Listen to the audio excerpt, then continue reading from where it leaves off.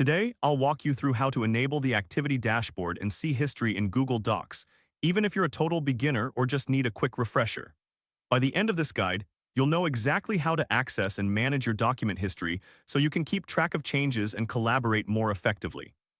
Let's get started. First, open your web browser and navigate to Google Docs by typing in the URL docs.google.com. Once you're there, you'll be greeted by your document dashboard. This is where all your documents are stored and managed. Next, look for the three vertical dots located in the upper left corner of the screen. This is your menu button. Clicking it will reveal more options for managing your documents. Now go ahead and click on the Settings option from the menu that appears. This will take you to a new window where you can customize various settings related to your Google Docs experience. Once you're in the Settings menu, look for the option that says Choose to turn your view history on or off. This is where you can manage your activity dashboard settings. After that, click on Show Setting. This will expand the settings and give you more control over your document history. Now you'll see a toggle switch.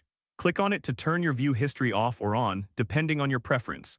This feature allows you to decide whether you want to keep track of who has viewed your document. Finally, click on OK to save your settings. This will confirm your choice and ensure that your activity dashboard is configured just the way you want it. Don't worry if your dashboard looks slightly different. Google frequently updates its interface, and that's totally normal. To recap, we covered how to enable the activity dashboard in Google Docs, allowing you to see the history of who has accessed your documents.